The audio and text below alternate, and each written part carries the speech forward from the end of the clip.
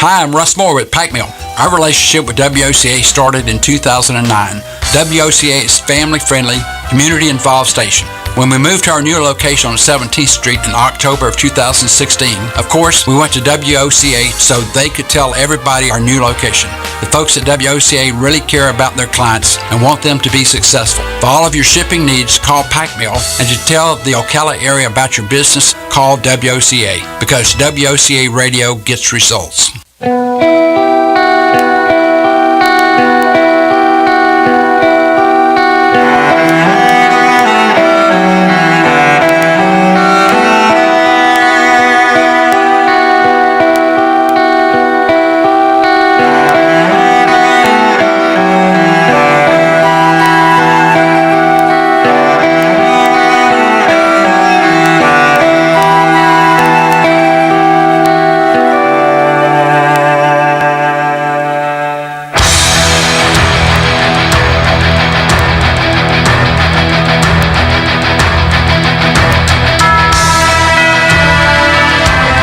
Every year, I look forward to the Christmas music, Robin. I love the Christmas music. I love the Christmas season. I know you've said you love the lights. I do. And it's all part of this celebration that all centers around the most important part of the season, which is the story of the birth of Jesus. So we've invited Pastor Jeffrey Shanks to come into the studio with his beautiful wife, Anette. Good morning to both of you. Good morning. Good morning. And Pastor, you are the lead pastor of St. John Lutheran Church, which is where Robin goes to church. Yes. And her mom. Mm-hmm. I show up now and then. Yes. And you're also a very talented singer and songwriter. I've had the pleasure of hearing you a couple of times. I love the rendition you did of the Christmas song when we were there for some event a week or two ago. Oh, okay. Well, thank you. Yeah, thank you for coming in. You're from Detroit originally? Originally from Detroit, yes. Both of you from Detroit? No, I'm from Ohio. From Ohio? Mm-hmm. So how did you meet? That's a long way from Detroit to Ohio. We met Sort of. we met at college at Concordia, Ann Arbor. Oh, really? Mm-hmm. So Yeah. is Concordia like a church you would go to, a college you would go to become a pastor? Well, or a pastor, a teacher, a lot of different things, but it's a university outside Ann Arbor, and that's where we met. We were in brother and sister dorms, and we saw each other, and And lights went off. actually, Bells started ringing. those who knew us in those days would laugh at such a description. Well, how did you get to Florida? Let me ask that easy one first. Oh, wow. How did you end up here? Well, I have served in churches in rural Arkansas, Nashville, Tennessee, Omaha, Nebraska, Cleveland, Ohio. Really? And Sounds like now a radio announcer. It's, sometimes you just can't keep a job. I don't know what else. Up and down the dial. Up and down the dial, as I say, right? Okay, so and here's the harder question. How did you get into the ministry? Well, I was actually looking to become a doctor, and in my senior year in high school, I sensed God nudging me. A medical doctor. A medical doctor, Uh-huh. that was my big interest, but I felt like God, it wasn't a big lightning bolt or anything like that. It was just a gentle nudging, and that I felt like God was saying, I want you to go into the ministry. Is that right? And the same thing for you, Annette? Is that what you wanted to do? I always wanted to be a school teacher. Okay. And really, for me, in 6th grade, I decided what I wanted to be and what college I wanted to go to. By the way, we observed you with the children at the last event we went to, Mm-hmm. and it's a natural for you, isn't it? You are a natural teacher. I love kids. They're so much fun. They love you. Oh, it's fun. They love It's you. fun. You've got a way. Well, you both have a way in doing what you do. So obviously you're following God's calling, whether you knew it or not. Right? Yeah. Right? A lot of times we don't know, I think. We don't know, right? Absolutely. So I hope it's not too redundant because you're probably telling the Christmas story a lot. But let me ask it this way. Is there anything about the Christmas story that you wish people knew? Well, I wish they just simply knew, as much as the beautiful stuff and the nature that we have kind of accumulated around it, and I truly believe all these things, the lights, the music, everything points, but sometimes I think we stop short of the miraculous, the miracle, and that certainly is what my role within the Advent and Christmas seasons is really all about to me. You had a really clever idea that you sent to Robin as a way to talk about this with the conspiracy of the Advent. Yeah. Tell us that. It's actually a movement of churches, cross-denominational. It's not a Lutheran thing or a Baptist thing or anything else. It's denominations across the board who said, we want to get back to the heart of Christmas, and as great as all this stuff is, we really want to focus in on four things. And if you give me a moment, I would love to share. Those four things are to worship fully, spend less, give more, and love everybody. And I think that, unites us. It doesn't matter what denomination you're a part of. If you're a Christ follower, you relate to those things in regards to that. I think most people just think Christmas, in terms of a Christian church, we kind of think, well, yeah, sure, you're coming together, you got big Christmas Eve services, Christmas Day services. But, that whole concept is not to let, as much as I like getting gifts or giving gifts, and we've got a 3-year-old granddaughter that we are all excited about the gift that we got for her this year. Perfect age, too. Yeah, it is. It's a beautiful that is age. yes, right. So as good as that is, ultimately... Is she up in Detroit? She's actually in Omaha. Oh my gosh. 2 stops ago. Are you heading out that way? They're coming here. Oh, okay. Coming here. January 2nd. We can't wait. All right. But we want to, not only worship fully, and certainly that's what it's about, coming to the manger and all of that, and, that's what all these churches around here are getting ready for. But that idea of spending less yet giving more is what really intrigues me. Sometimes we allow Christmas to become so consumer driven that Christ kind of gets nudged out of there, and then we have this frightening moment when the bills come due in January. What kind of moment? What was the adjective? What did you say? Like your hands are shaking as you open the credit card, and it seems thicker than normal. I'll have to listen to the tape, see what you said. I said frightening moment. Oh, frightening, thank you. All right. That's too funny. Frightening moment, yes. And, but could we still don't, we're not anti-giving gifts in that movement at all. It's just saying, at this point in my life, maybe you're at that point, it's hard to find a gift that I truly love. It's like, I have all this stuff. Oh my gosh, I know what you're saying. You know what? Robert and I went to New York a month ago.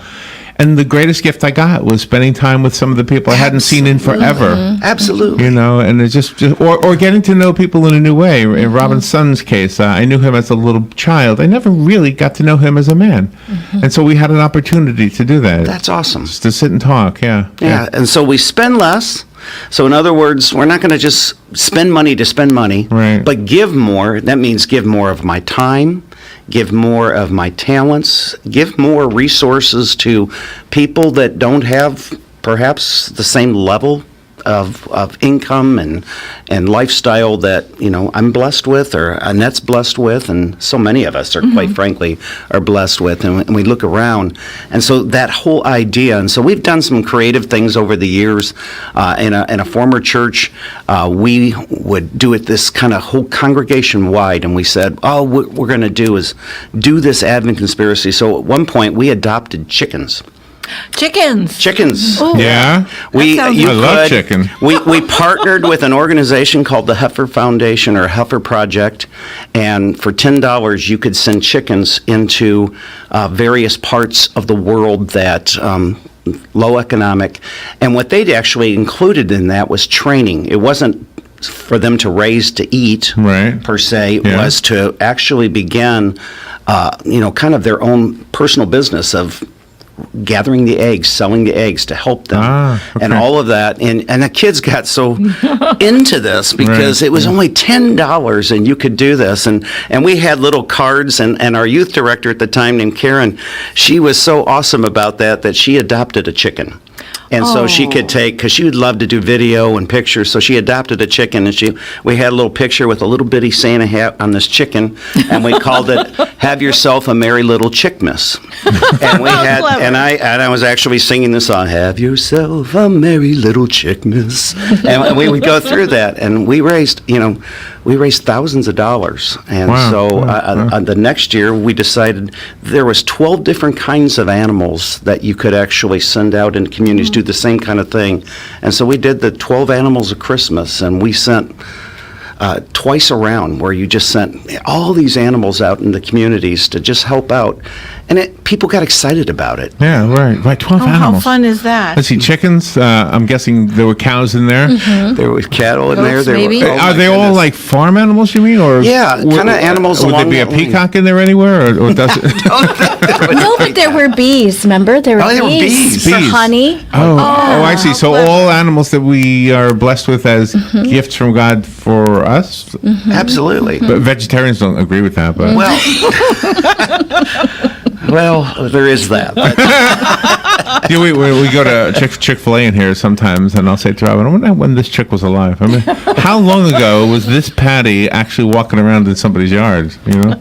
Well, one of the things you're doing with this is that you're bringing all different cultures together. Mm-hmm. So we all respect and enjoy one another. It's the politics that get in the way. Oh, absolutely. Yeah, we see that, and the fourth principle, that love everybody. We just want to love people.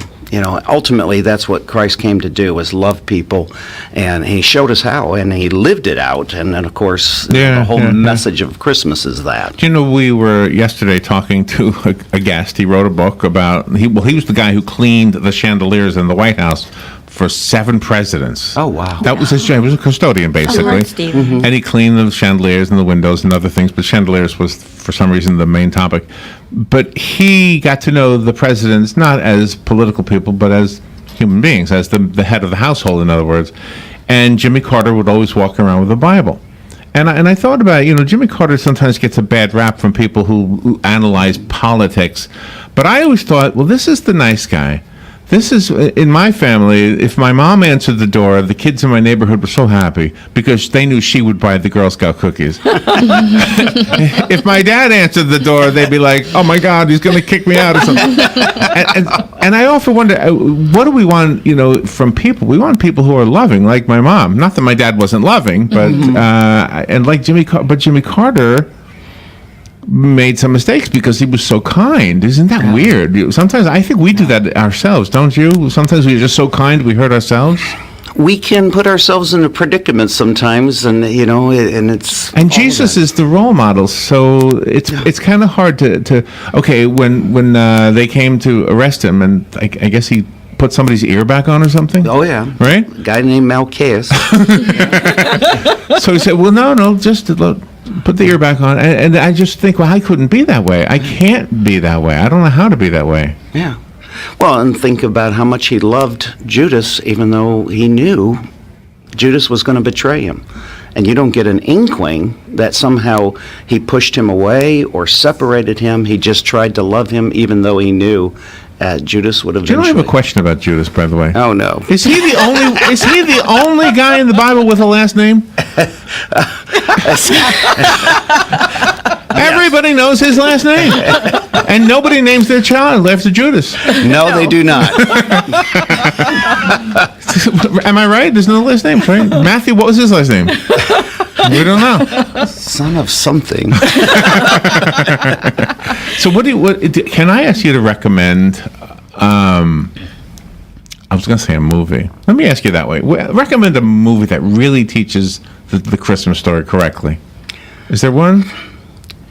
Well, I think the question becomes, what does it mean to teach it correctly? Does it mean that it's absolutely factual, verse by verse, or is it that it gets it right? I mean, right now there was an animated movie out called The Star, which we went and saw, and I thought was very well done. Now, according to did all the animals, was there a donkey that was trying to become, this great, this leader of the royal Mounties or something along that line? No, but it told the story, the heart of the story, that so much, it really, in that story of the donkey who was Boaz, he wanted, in his view, Christmas was about, well, not Christmas, but his life was about becoming somebody important. And he came to realize that really the importance wasn't him, it was in this child. Oh, I love that. Yeah, so that was an animated version. There was a couple years ago, there was the Nativity story. It's hard for a biblical standpoint, is you always feel like you got to get the Magi in there, the wise men, which we know biblically didn't happen for some time period afterwards. But, you want to, because it has to justify our manger sets, our Right, nativity sets, that they're all there together. Well, the other part of your We have one in persona, our office, so they're all there. the other part of your persona, the songwriter, is who we blame for that. Yeah. I think a lot of what we think about Christmas that is wrong is because of those songs that we love, right? Well, we used to give quizzes to their youth, and say, well, what color was the donkey Mary rode on according to the Bible? And, they're puzzling. What, is it a gray donkey, a brown? No, it doesn't say she rode a donkey, but, it's become part of the Oh, it the doesn't story. say that. No. It just says they got from point A to point B. They ended up in Bethlehem. Never says that there was Really? a donkey involved. I had no idea. And then the kids get mad at their Sunday school teachers. What have they been teaching us all along, Oh, yeah. Oh, wow, I love that. I love this conversation. I'm loving getting to know the two of you. I see you from the corner when Rob and I are playing our musical instruments at an event, and of course, Robin knows you better than I do. Well, what's wonderful about what you brought to our congregation at St. John, Pastor, is that you've given us a variety of how you conduct the services. You've given us all a sense of purpose, and you include everybody. You include the little children, and Annette has her programs, but you always intermingle everything so that everybody feels welcome, and you accept everybody's suggestions. Yeah. I can't do all of them, but I certainly listen to them because everybody's viewpoints, everything that goes into a community of faith like St. John or any other church in our area, if it's not about the people that gathered there, if it's about some building or some program, without the people, there's nothing. And, this whole idea of loving everybody has to start within the congregation. If we don't love each other, it's going to be hard for us to love people outside.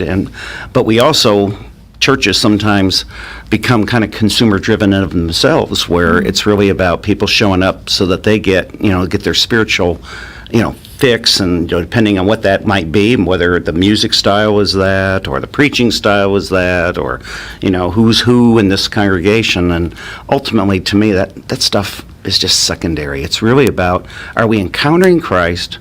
And are we living that not just inside these walls of a building or on a particular address, but are we living it out in our community? If people, are they looking at the people that are of that congregation, of that grouping of people, as seeing Christ somehow through them? That's what it's about. How do you pick a congregation, or do they pick you? How does that work? It's kind of a combination in the Lutheran circles. Different denominations do it differently. Sometimes pastors are appointed or priests are appointed. In our particular denomination, a church can basically call anybody that's a rostered Lutheran pastor and say, we want you to be our pastor. And then the pastor is not forced to by some edict from up above. Right.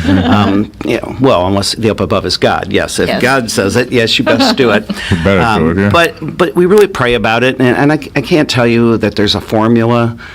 We came and visited with St. John, and there's something about St. John that we just, when we left there, we kind of went, I think God wants us here.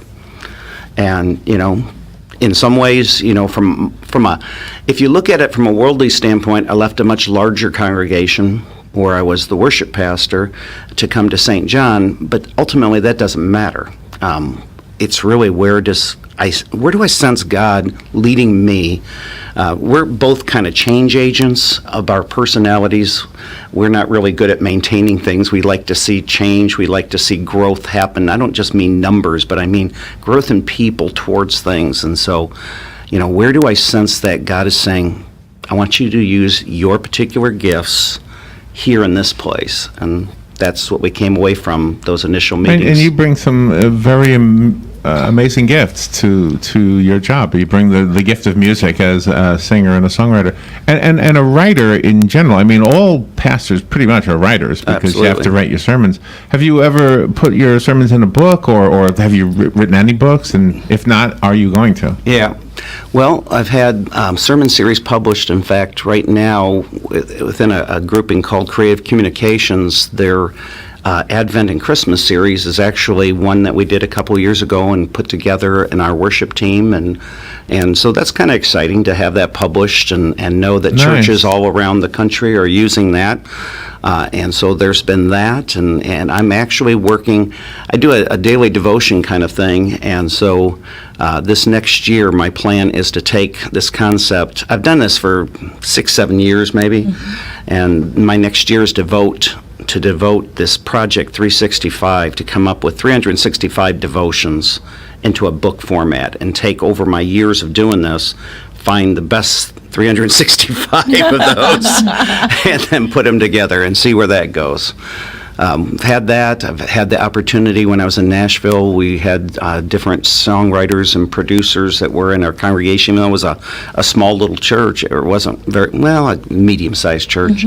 And so I had an opportunity and had a couple songs recorded on that have been used. And Nice. so it's a fun part. Creativity is a part of who I am, a part of who Annette is, and we love that part. And you wrote the children's play that you did with the puppets, right? That was something you guys wrote?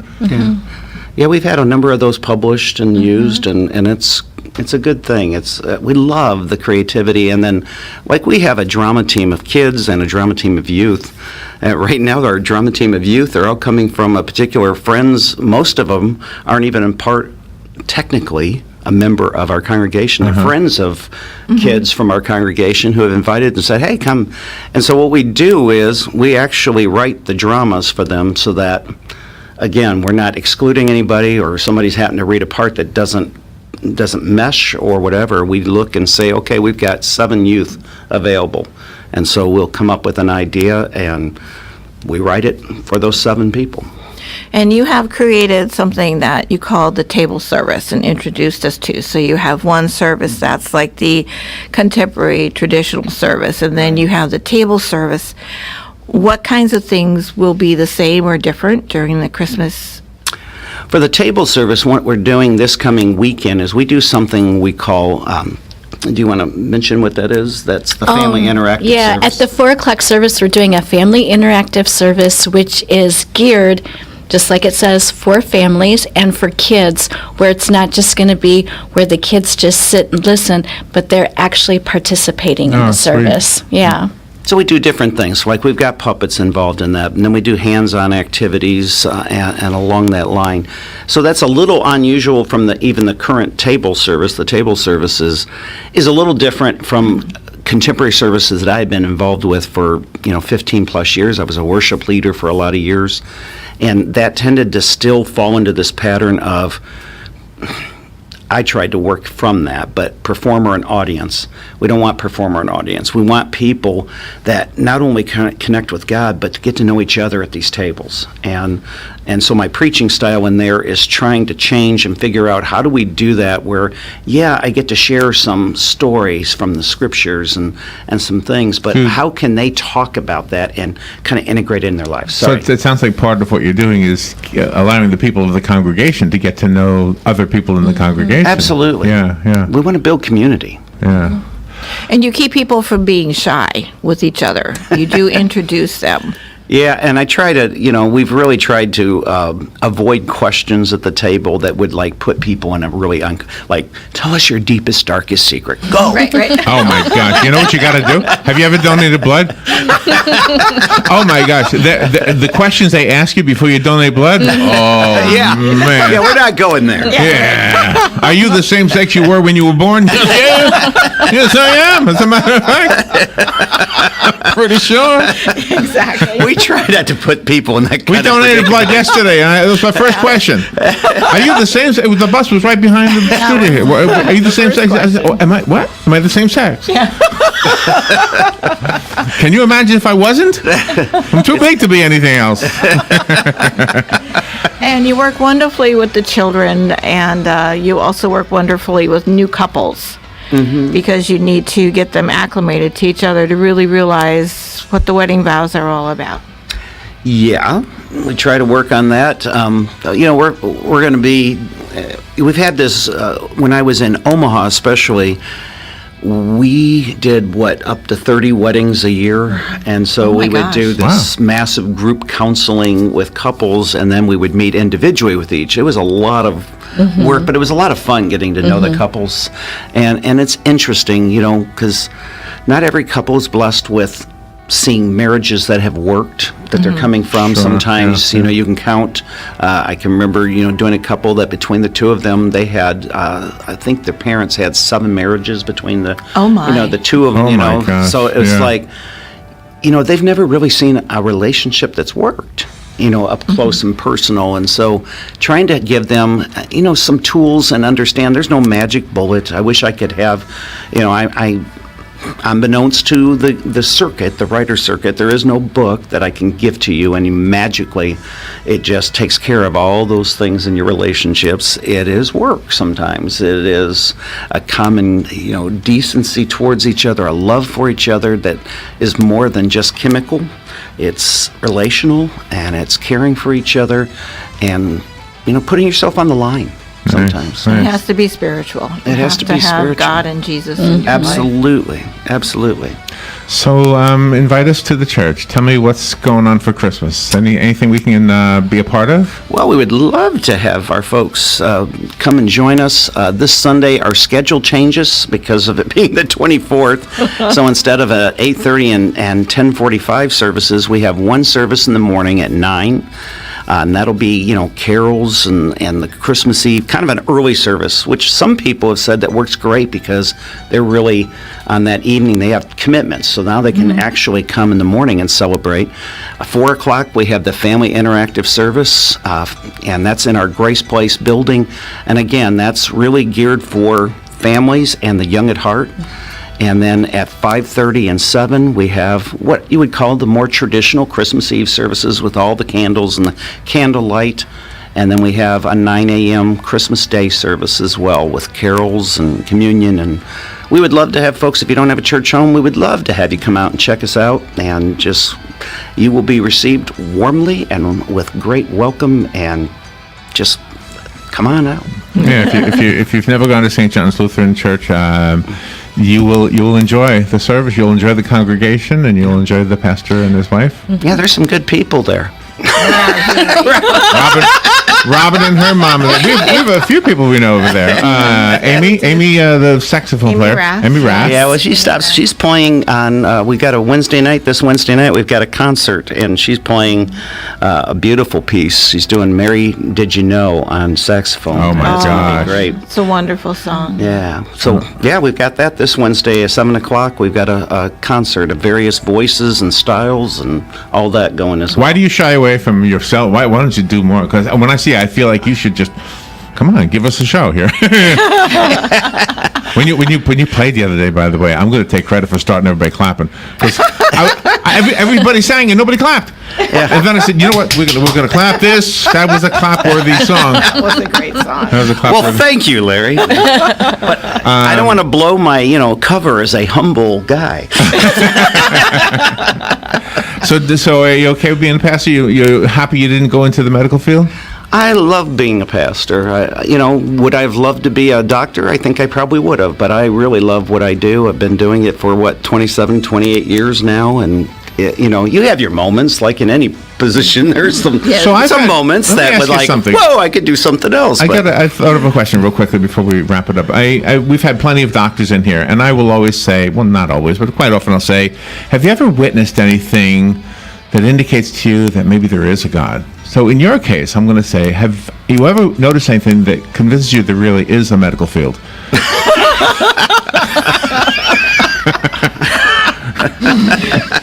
I had a feeling that it was just my way of being silly and having fun.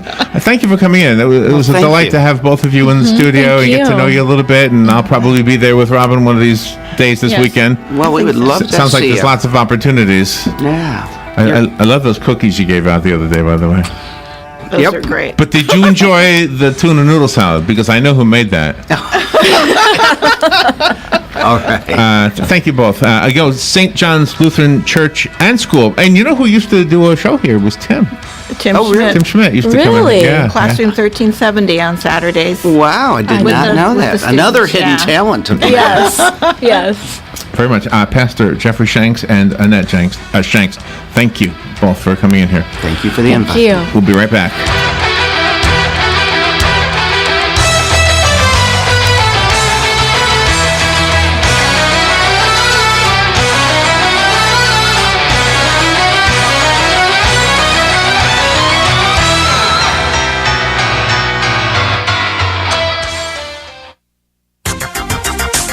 The weather is brought to you by myfwc.com. Safe boating is no accident. It'll be an unseasonably warm day with some sunshine at a high of 79 to 83. Partly cloudy and mild through tonight with some fog around late, lows in the upper 50s inland, low 60s along the coast. After some fog Wednesday morning, partly sunny and warm again, high 79 to 83. Thursday, partly sunny and warm, high 78 to 82. From the Florida Weather Center, I'm meteorologist Joe Lundberg. Here are today's headlines from the source, WOCA. The Ocala Police Department is reporting that the mail and package collection receptacles at the main U.S. Post Office in Ocala and the Maricamp branch were pried open and had their contents stolen sometime between Sunday night and Monday morning. 2 small mail and 2 large package receptacles were broken into. The white boxes holding the material inside were all emptied. The theft of mail is a federal offense. The investigation is continuing. The Marion County Sheriff's Office says that the Ray Wayside Park, known to locals as the Boat Basin, is temporarily closed while law enforcement conducts an investigation into human skeletal remains that were found there on Sunday. Marion County Sheriff's Office confirmed the presence of the human remains, secured the scene, and then notified the Major Crimes Unit. Marion County officials have closed the park until further notice. The remains are currently unidentified. Anyone with information can contact Detective Billy Burleson at 368-3542 or remain anonymous by calling Crime Stoppers of Marion County at 368-STOP. An outside review has been completed on the law enforcement response to the Pulse nightclub massacre in Orlando a year and a half ago. It says police carried out their duties in a manner consistent with best practices and under extremely volatile and difficult circumstances, saved the lives of innocent people. The report recommends that the first officers on the scene of future incidents coordinate contact teams to engage the shooter and avoid officers deploying themselves to respond in case